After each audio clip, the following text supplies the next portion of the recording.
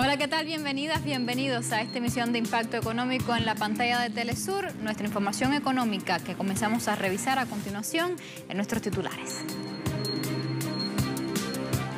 La industria automotriz de Brasil registró números a la baja durante el primer semestre de 2020 debido a la crisis sanitaria propiciada o provocada por la COVID-19.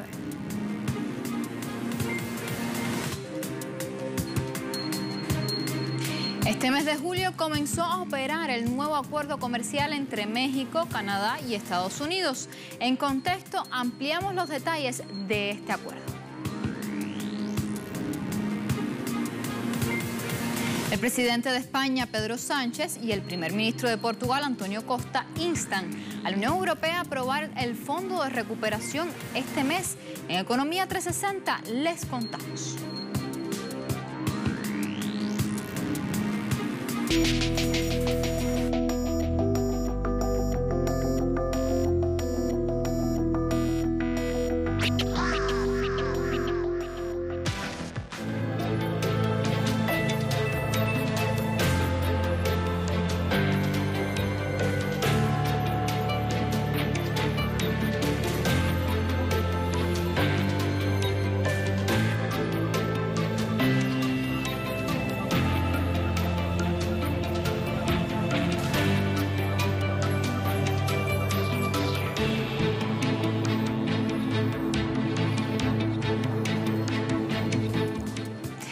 Comenzamos. La industria automotriz de Brasil, uno de los principales impulsores de la economía, se encuentra impactada gravemente por la crisis sanitaria de la COVID-19. Así, se desprende de un informe de la Asociación Nacional de Fabricantes de Vehículos Automotores, la ANFAVEA.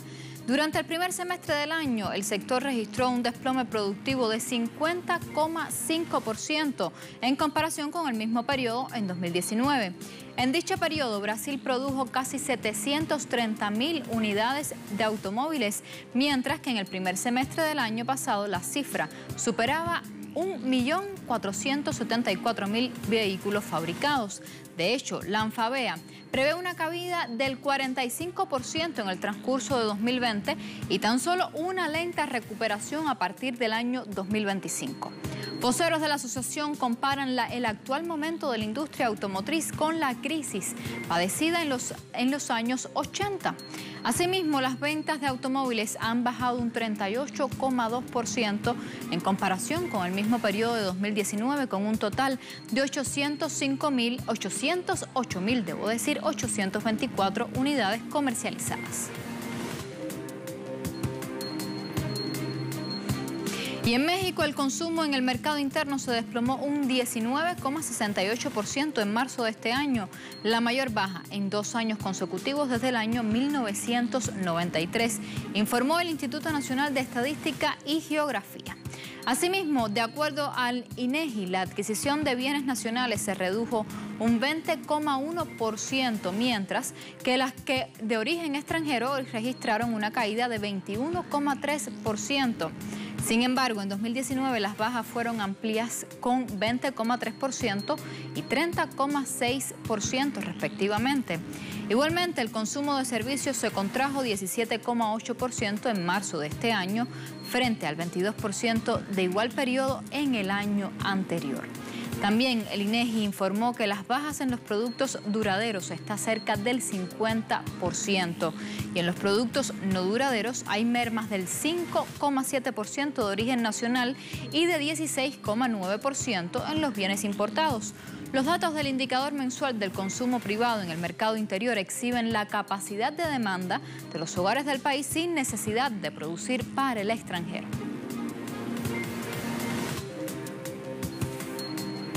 Mientras en Ecuador el sector hotelero informó que este año y el próximo son considerados como pérdidas por la pandemia de la COVID-19.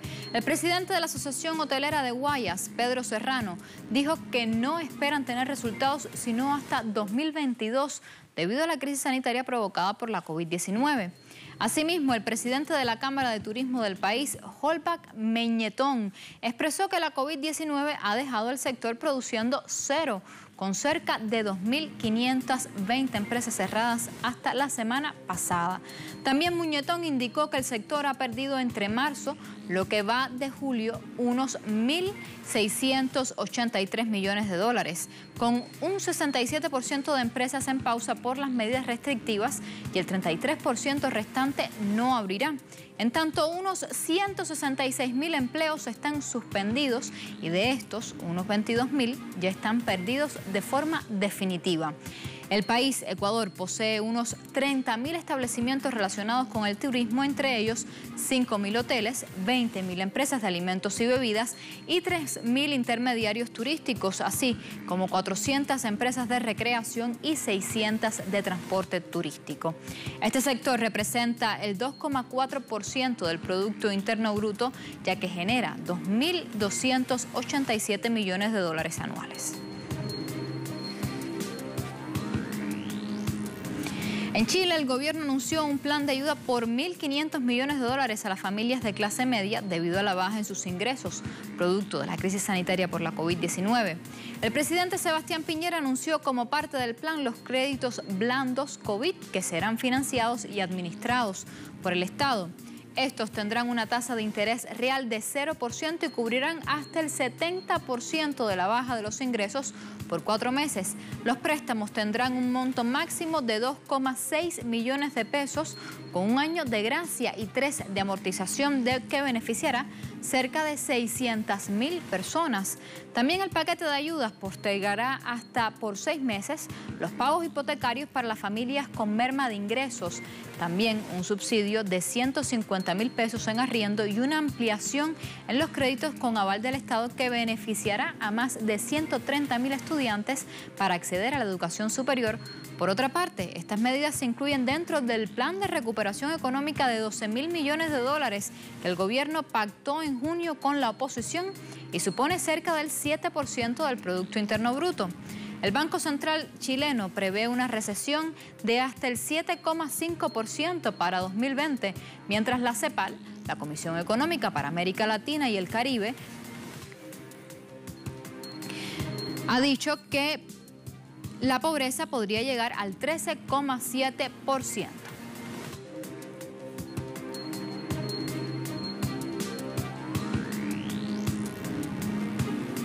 Y en el Caribe, en Cuba, se recibe el apoyo de gobiernos de Vietnam y Japón para incrementar la capacidad productiva de arroz.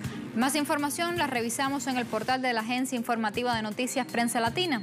Los proyectos de cooperación entre Vietnam y Japón con Cuba en el arroz están dirigidos al incremento de la producción de este alimento en el país, en virtud de que ambos programas se han realizado donativos de maquinarias agrícolas e industriales, de laboratorios y otros destinos para el trabajo conjuntamente con las empresas, unidades y productores. Asimismo, en los proyectos se trabaja todo lo relacionado con el asesoramiento técnico y el extensionismo en cuanto a la producción de semillas, tecnologías del cultivo del cereal, elevación de rendimientos agrícolas y la calidad del grano, así como la organización de los procesos productivos.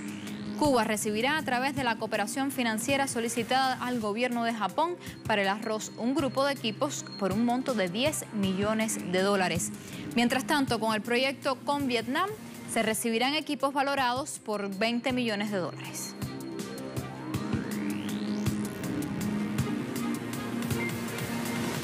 Hacemos una primera pausa. A la vuelta ponemos en contexto los puntos más sensibles del TEMEC.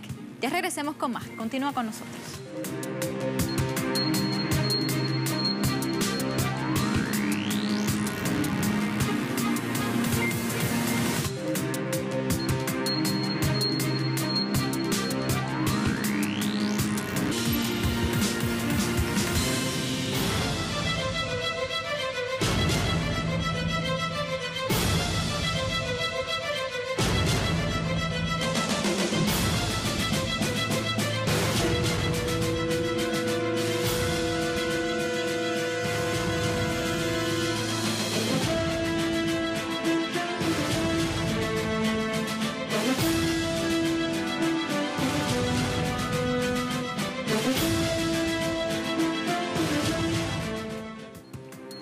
Estamos de vuelta. El pasado 1 de julio entró en vigor el nuevo acuerdo comercial trilateral entre México, Canadá y Estados Unidos, conocido como TEMEC, que vino a sustituir al antiguo Telecam, vigente desde el año 1994. Investigadores sostienen que el actual acuerdo posee áreas que buscan darle más poder a las empresas que a los ciudadanos. Veamos el siguiente trabajo que publicó el medio ruso Sputnik. De acuerdo a la investigadora de Sputnik, Eliana Gillet, los medicamentos, el Internet y las semillas son 3 áreas en las que el TEMEC apuntala el poder de las grandes empresas paridas en el norte del continente por encima de los derechos de los ciudadanos. Agrega que el capítulo 20 del nuevo tratado comercial consagra el llamado trato nacional, que exige que cada parte brinde al resto el mismo trato que otorga a sus propios nacionales con relación a la protección de sus derechos de propiedad intelectual. El mecanismo que hace funcionar a los tratados de libre comercio es la promoción de cambios en la legislación interna de los países firmantes. En este caso particular, se consolidan mecanismos que garantizan a las empresas el pago de sus ganancias por el desarrollo de la tecnología a riesgo de mantener cautivos a los ciudadanos de los países que representan. Según la Secretaría de Economía de México en 2017, el 49,78% de los titulares de todas las patentes otorgadas en México, no solo las farmacéuticas, eran de Estados Unidos, mientras que en un lejano segundo puesto estaba Japón con 8,08% del total de los titulares de las patentes mexicanas y en tercer lugar Suiza con 7,73%. Sputnik sostiene que con el nuevo TEMEC la industria farmacéutica norteamericana ganó el doble del plazo actual para mantener el monopolio de patentes, impidiendo el desarrollo de las medicinas genéricas más baratas. En México, esta exclusividad está garantizada actualmente por 5 años, en Canadá es de 8 años y en Estados Unidos es de 12 años. Ahora, con el nuevo TEMEC, el plazo mínimo queda fijado en 1 década. Otro de los puntos del TEMEC es que beneficia a las grandes corporaciones y tiene que ver con la censura en la web y la fuerza a candados digitales. Les ampliamos en la siguiente historia. El estudio de la periodista de Sputnik, Eliana Gillet, también señala que otro de los puntos que benefician a las corporaciones en el tratado comercial entre México, Estados Unidos y Canadá es la censura en la web y la fuerza a candados digitales. En cuanto a la censura en la web, Gillet indica que el tratado establece un mecanismo llamado como Catch and Release, que permite que las plataformas digitales puedan retirar contenidos de sus sitios ante la sola denuncia de haberse violado el derecho de propiedad intelectual de una persona sin hacer ningún tipo de investigación de los hechos. Asimismo, la periodista indica que si un tercero decide accionar una demanda contra el contenido reclamado, las plataformas tienen la potestad de no reintegrar lo bajado en tanto no se resuelva la queja de fondo, constituyéndose en un mecanismo de censura posterior a la publicación. En lo que respecta a la fuerza a candados digitales, Gillet precisa que este punto tiene que ver con la imposibilidad de modificar o arreglar los aparatos tecnológicos que una persona haya comprado a una corporación, ya que el acuerdo comercial argumenta que viola los derechos de propiedad sobre el software que utilizan las máquinas que no estructuran la vida postmoderna. Según la investigación realizada por Sputnik, el TEMEC consolida derechos de las corporaciones con la adopción del Acta UPOF 91 que cambia la forma en la que se regula la semilla agrícola en México. Con esta modificación se crea un mecanismo de registro de semillas agrícolas y limita el derecho al uso propio de semillas para una siguiente cosecha que tienen los campesinos, así como su libre intercambio y venta. La modificación de la Ley de Variedades Vegetales que consagra este cambio legislativo en México fue aplazada y según Sputnik se espera que el Poder Ejecutivo busque una modificación del TEMEC para que retire la obligación de México a adoptar el régimen UPOF 91 que permite la privatización del material genético de la naturaleza.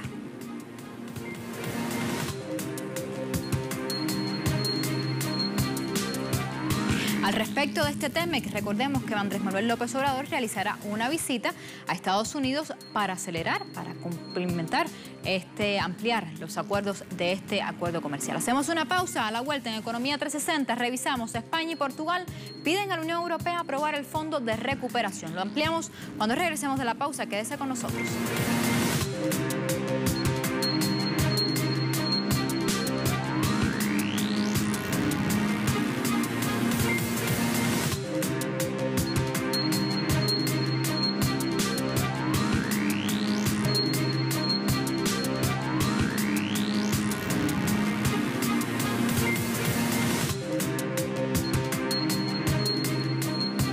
Estamos de vuelta. En España, el presidente Pedro Sánchez y el primer ministro de Portugal, António Costa, en una rueda de prensa conjunta instaron a la Unión Europea a aprobar este mes el Fondo de Recuperación Económico. Sánchez dijo que es fundamental que los líderes del bloque comunitario sean conscientes de que julio debe ser el mes para llegar a un acuerdo sobre el fondo. Por su parte, Costa consideró esencial lograr un acuerdo este mismo mes. El próximo 17 y 18 de julio, los gobernantes de los 27 países que integran la Unión Europea se reunirán en Bruselas para tratar de llegar a un acuerdo sobre el fondo que tiene como finalidad mitigar los efectos de la pandemia del coronavirus que ha dejado en la economía europea.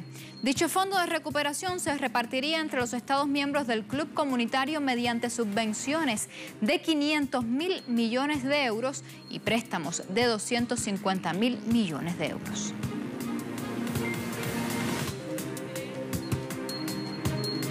Y el gobierno británico del primer ministro Boris Johnson aprobó un paquete de ayudas de 1.740 millones de euros destinados al sector cultural de Reino Unido. La ayuda beneficiará a teatros, galerías, museos, cines independientes y centros musicales del país que han sufrido un duro golpe por el parón económico desde el pasado mes de marzo, cuando el Ejecutivo impuso el confinamiento para detener la propagación del coronavirus. El premier británico, a través de un comunicado, indicó que el dinero ayudará a salvaguardar el sector para las futuras generaciones y asegurar que los grupos de arte e instalaciones de todo Reino Unido puedan mantenerse a flote y así apoyar a su personal. La medida del gobierno ha sido adaptada después de semanas de intensas presiones del sector que advirtió del peligro del colapso de estas instalaciones por la crisis económica. Recordemos que la semana pasada los trabajadores de los teatros británicos colocaron una cinta de peligro rosa que dice "Falta teatro en Vigo". En Grecia, el gobierno del país anunció que abrirá sus aeropuertos a vuelos procedentes de Reino Unido a partir del próximo 15 de julio. La decisión fue adoptada por representantes de ambas naciones tras recibir el visto bueno de las autoridades sanitarias correspondientes. Así lo informó el portavoz del Ejecutivo, Stelios Petsas. Además, precisó que el levantamiento de ciertas restricciones se deben al interés del primer ministro griego de apoyar a los trabajadores del sector turístico del país, quienes han sido los más afectados por la pandemia de la COVID-19. Petsas agregó que Grecia se encuentra entre los países que siguen sometiendo a los turistas a fuertes inspecciones y revisiones. Los ciudadanos procedentes del Reino Unido figuran entre los principales clientes de la industria turística griega, que genera en torno al 25% del Producto Interno Bruto. Y el comercio al detalle de la eurozona registró un aumento en el quinto mes de este año. Los datos difundidos por la Oficina de Estadísticas Europeas, Eurostat, revelan que el volumen del comercio minorista de la zona euro experimentó un aumento de 17,9% en el mes de mayo pasado. Tal incremento se debe a la flexibilización de las medidas de aislamiento en los países del euro y superó los pronósticos que vaticinaban un incremento del 15% anual. Sin embargo, en la comparación de los resultados de mayo con igual mes del año anterior, el comercio al detalle se ubicó en un 5,1% por debajo. En cuanto al incremento del comercio minorista en la Unión Europea, este se ubicó en 16,4% en comparación con el mes anterior.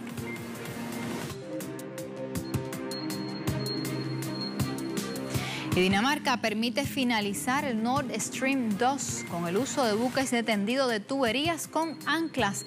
Así tituló el portal ruso Actualidad RT. La agencia danesa de energía permitió este 6 de julio a la constructora del Nord Stream 2 utilizar los buques de tendido de tuberías con anclas para así finalizar el gasoducto ruso en las aguas territoriales de Dinamarca. En este sentido, la constructora podrá terminar el Nord Stream 2 con el uso de esos buques o los de posicionamiento dinámico. Este proyecto de gasoducto consiste en 2 tuberías paralelas con una longitud total de 1.230 kilómetros y permitirá duplicar el suministro de gas natural desde Rusia hasta Alemania a través del mar Báltico. Sin embargo, la expansión del actual gasoducto Nord Stream llevaba 2 años en espera por el permiso de Copenhague para seguir con el proyecto.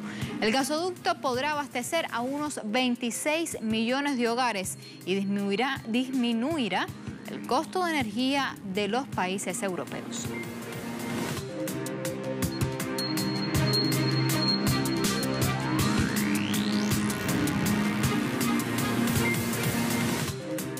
Revisamos ahora los indicadores petroleros al cierre de esta jornada de lunes. Comenzamos revisando el barril de petróleo intermedio de Texas, el WTI, que marcó $40,94 el barril. Ha subido un 0,71%. Luego revisamos el barril de Brent, de referencia en Europa, que se ubicó en $43,53 el barril, con un alza del 0,90%. Por último, revisamos el crudo OPEP, que se ubica en $42,93, con un alza del 0,04%. Así ponemos punto final a este impacto económico. Usted continúe en la señal de Telesur y síganos en redes sociales. Hasta la próxima.